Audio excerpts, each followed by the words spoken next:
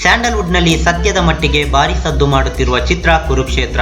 ಮಹಾಭಾರತದ ಕಥಾವಸ್ತುವನ್ನಿಟ್ಟುಕೊಂಡು ತಯಾರಾಗುವ ಈ ಚಿತ್ರದ ನಿರ್ಮಾಪಕರು ಮುನಿರತ್ನ. ಮಹಾಭಾರತದ ಕಥಾವಸ್ತುವಾಗಿರುವ ಈ ಚಿತ್ರದಲ್ಲಿ ಕನ್ನಡದ ಟಾಪ್ ನಟರು ಬಣ್ಣ ಹಚ್ಚಲಿದ್ದಾರೆ.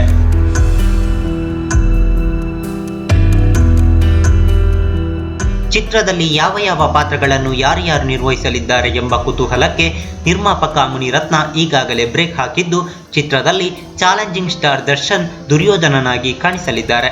ಇನ್ನು ಭೀಷ್ಮನ ಪಾತ್ರಕ್ಕೆ ರೆಬಲ್ ಸ್ಟಾರ್ ಅಂಬರೀಶ್ ಅವರನ್ನು ಆಯ್ಕೆ ಮಾಡಲಾಗಿದೆ.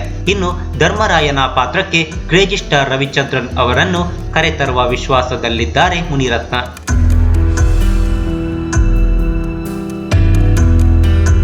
ಉಪ್ಪಿ ಅಭಿಮಾನಿಯಾಗಿರುವ ಮುನಿರತ್ನ ಅವರಿಗೂ ಒಂದು ಪಾತ್ರವನ್ನು ಕಾಯಂಗೊಳಿಸಿದ್ದಾರೆ. ಉಳಿದಂತೆ ಪುನೀತ್ ರಾಜ್ಕುಮಾರ್, ಕಿಚ್ಚ ಸುದೀಪ್, ಯಶ್ ಸೇರಿದಂತೆ ಬಹುದೊಡ್ಡ ತಾರಬಳಗವೇ ಇದೆಯಂತೆ.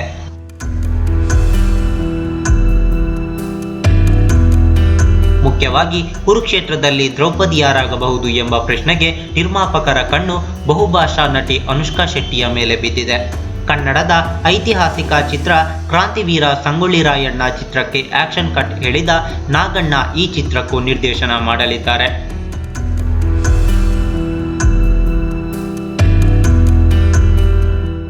ಈ ಮಾಹಿತಿ ನಿಮಗೆ ಇಷ್ಟ ಆದರೆ ಕೋಸ್ಟಲ್ ಕನ್ನಡ ಪೇಜ್ಗೆ ವಿಸಿಟ್ ಮಾಡಿ, ಸಬ್ಸ್ಕ್ರೈಬ್ ಬಟನ್ಗೆ ಕ್ಲಿಕ್ ಮಾಡಿ.